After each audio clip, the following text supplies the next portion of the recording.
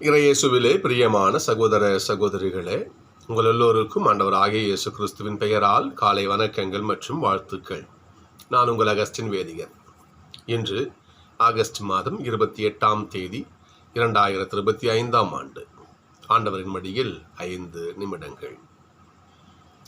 சகோதர சகோதரிகளே, ஒரு சின்ன ஒரு கற்பனை, ஒரு நிகழ்ச்சி வரும். ஒரு நாள் என்ன பண்ணாங்களா,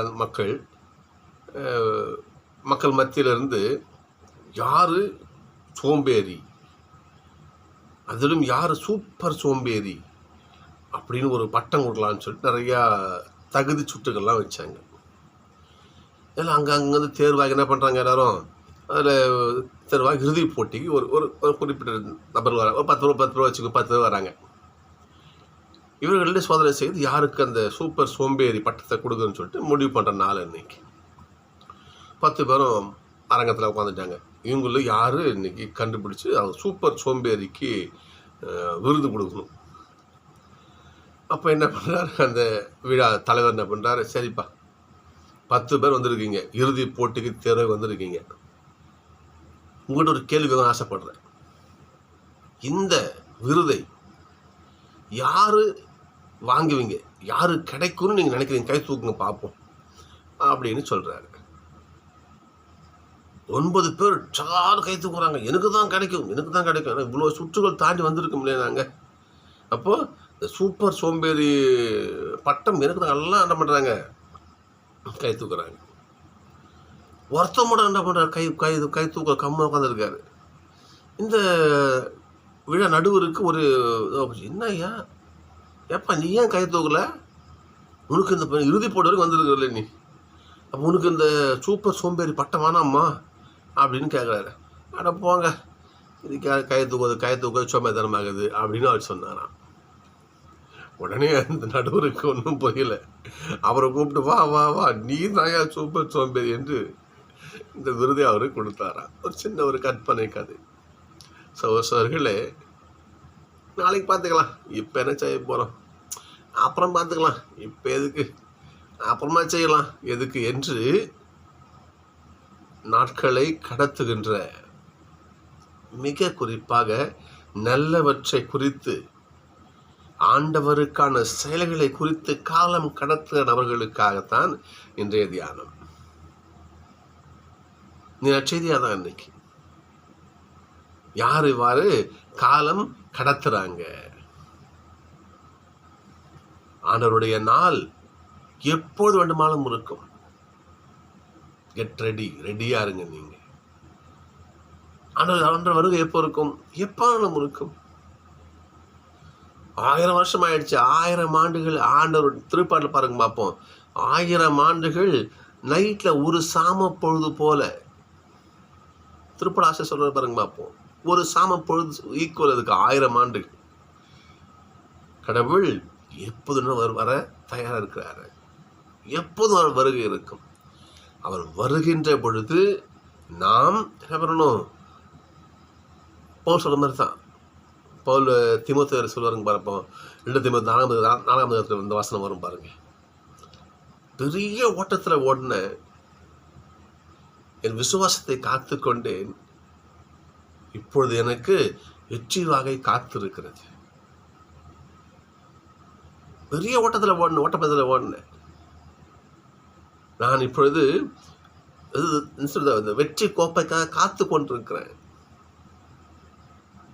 இதே போல நம்ம எல்லாரும் இருக்கிற சகோதரர்களே, பெரிய பயணம், ஓடிக்கிட்டே இருக்கணும். இப்போ சொல்ல பாருங்க பார்ப்போம், இறந்தாலும் எனக்கு ஆதாயமேன்னு சொல்லுவார். உறுதியூட்டும் இறைவன் உண்டு எனக்கு, எதையும் செய்யும் ஆற்றல் உண்டு அதனால் எனக்கு, போதும் என்ற மனதினாலே நிறைவு எனக்கு, போதும் என்ற மனதினாலே நிறைவு எனக்கு, போதும் என்ற மனதினாலே நிறைவு எனக்கு, வாழ்கின்றேன் நான் அல்ல, வாழ்கின்றார் இயேசு என்னிலே.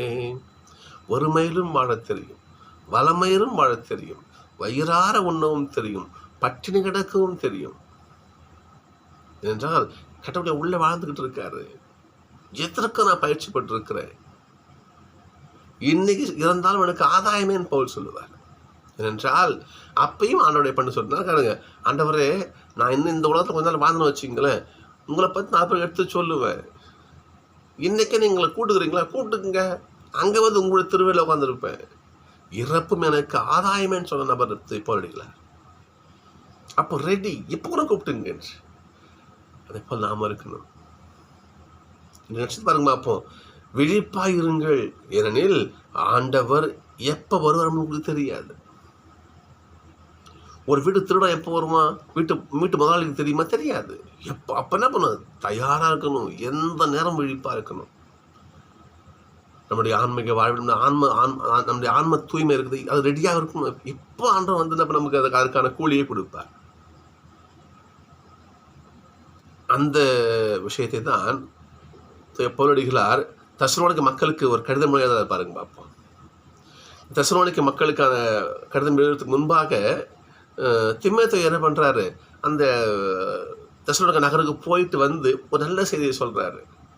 இந்த தெசலோனிக்க இந்த கடிதத்தை கொரிந்து நகர்லேருந்து அந்த லெட்டரை எழுதுறாரு, தெசலோனிக்க மக்களுக்கு எழுதுறாரு. அதற்கு முன்பாக தீமோத்தேயு என்ன பண்ணுறாரு, தீமோத்தேயு அந்த தெசலோனிக்க பட்டணத்துக்கு போயிட்டு அந்த மக்கள் பற்றி விசாரிச்சுட்டு அந்த மக்கள் நல்லா இருக்கிறாங்க, விசுவாசத்தோடு இருக்கிறாங்க, கொஞ்சம் கூட மனம் தளராமல் இருக்கிறாங்க என்று ஒரு நல்ல செய்தி வந்து பவுல்கிட்ட சொல்கிறாரு. பவுல் கொரிந்து நகரில் இருக்கிறார், அவர் பிறையாக போகிறார். அப்போ அங்கேருந்து பவுல் என்ன பண்ணுறாரு பாருங்க, ஒரு ஒரு ஒரு மகிழ்ச்சியாக அந்த கடிதத்தை எழுதுறாரு பாருங்க பாப்பா. தெசலோனிக்க மக்களே, தீமோத்தேயு கூட அனுப்பிச்சு வச்சேன், அவர் நல்ல செய்தியாற்றன்னு சொன்னார். எனக்கு வந்து அவ்வளோ மகிழ்ச்சியாக இருந்துச்சு.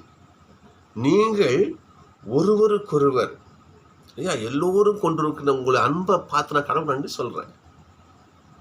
உங்களுடைய தூய உள்ளத்தை பார்த்து ஆண்டவர் நன்றி சொல்கிறேன். நீ என்ன பண்ணுங்க, இப்படியே நம் தந்தை வரும் அளவும் அப்போ நம் ஆண்டவர் இயேசு தம்முடைய தூயோர் அனைவரோடும் வரும் பொழுது நம் தந்தையாம் கடவுள் முன்பாக நீங்கள் தூயோராய் குற்றமின்றி இருக்க கடவுள் உங்களை ஆசீர்வதிச்சுன்னு வாழ்த்துறாரு. அப்போ ஆண்டவர் எப்போ வரட்டும், ரெடியாக இருக்கிற ஆண்டவரே என்று நம்மை, நம்முடைய செயல்பாடுகளை, நம்முடைய ஆன்மாவை காபந்து பண்ணி ஆண்டவர் முன் நிற்கணும். பவுல் இன்னும் சொல்வார் பாருங்க பார்ப்போம், நீங்கள்லாம் தூயோர் ஆகிறதுக்காக நான் கர்ப்ப வேதனைப்படுறேன்னு சொல்லுவார். பவுல் சொல்லுவார், தூய பிள்ளைகளாக இருங்க, ஏனென்றால் உங்களை கடவுள் முன் தூய பிள்ளையாக நிறுத்தணும். அதற்காக நான் எந்நேரமும் கர்ப்ப வேதனை அடைகிறேன்னு பவுல் சொல்லுவார். ஒரு தாயின் பாசம் சொல்லுவார் அவர். அதே இங்கே பாருங்க பார்ப்போம், கடவுள் தம் தூயோரோடு வரும் அந்த நாளில் நீங்கள் முழு தகுதியோடு தூய பிள்ளைகளாக, குற்றமில்லா பிள்ளைகளாக ஆண்டவர் முன், இயேசப்பா முன் நிற்கணும். நீங்கள் அப்புறம் என்ன பண்ணணும், அப்போது நல்லா யோசிக்கணும். ஆன்மீக வாழ்க்கை என்பது, இந்த இறை வாழ்க்கை என்பது ஒரு குறிப்பிட்ட காலத்தில் முடிவது கிடையாது.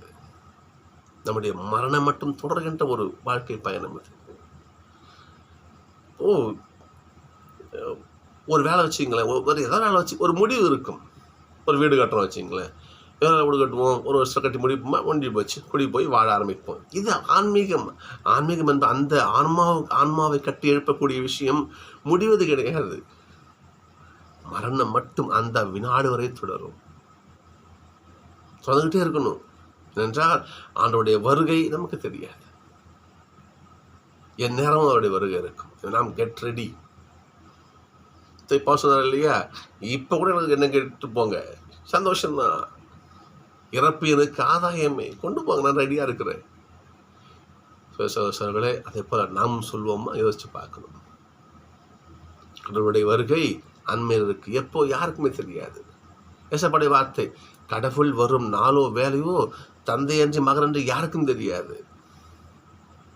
மண்டிக்கும் தந்தையே என்று யாருக்கும் தெரியும், மகனுக்கு கூட தெரியாது ஏசப் சொல்வார் பாருங்க. அப்போது தந்தைக்கு தெரியும் எப்போ அந்த கடவுள் வருகிற தீர்ப்பு நாள் அவருக்கு மட்டுமே அறிவார். எனவே நம்ம என்ன பண்ணணும், அவர் வரும் அந்த நாளுக்காக நம்முடைய வாழ்க்கை என்ன பண்ணணும், நல்ல விஷயங்களை, திருச்சட்ட செயல்பாடும் தொடர்ந்துக்கிட்டே இருக்கணும். நம்மளும் சொல்லணும், ஆண்டவரே இப்போ என்ன கூட்டுமாங்கப்பா, நான் ரெடியாக இருக்கிறேன் என்று நாம் சொல்ல தயாரா? சிந்தித்து பார்க்கும் சகோதரர்களே. ஆன்ம ஒரு ஆன்ம அந்த தேவையை, நல்ல ஆன்மாவை கட்டி எழுப்ப ஒவ்வொரு வினாடியும் ஒவ்வொரு மணித்துளியும் என்ன பண்ண நம்ம செயல்பட்டு கொண்டே இருக்கணும். அப்புறம் பார்த்துக்கலாம், ஆண்டவர் எப்போ ஒரு வர பார்த்துக்கலாம் என்று நாம் காலம் கடத்துவோம் என்றால் ஆண்டவருடைய வருகை வரும் நாளிலே அவருடைய திருமுகத்தை காணும் பெருமை கிடைக்காம போகலாம். சகோதரர்களே, நம்முடைய வாழ்க்கையில் ஒவ்வொரு வினாடியும் எவ்வளோ முக்கியம் தெரியுதுங்களா? இப்போ சிந்தித்து பார்ப்போம், கவனத்தோடு செயல்படுவோம். ஒவ்வொரு வினாடியும் ஆண்டவர் கொடுத்த பிச்சை. இந்த மூச்சு காத்து அவர் நம்ம கொடுத்து நம்ம உசுர வச்சிருக்காரு. எனவே நாம் வாழும் ஒவ்வொரு மணித்துளியும், ஒவ்வொரு நொடியும், ஒவ்வொரு வினாடி, ஒவ்வொரு நிமிடமும் அவருக்காக ஒப்பு கொடுப்போம். ஆண்டவரே, உண்மை பின்பற்றி நடக்க எங்களுக்கு ஆசை கூறுங்க என்று அவர்கிட்டே கேட்போம். ஆண்டவர் நம்மை கரம் பிடித்து வழிநடத்தட்டும்.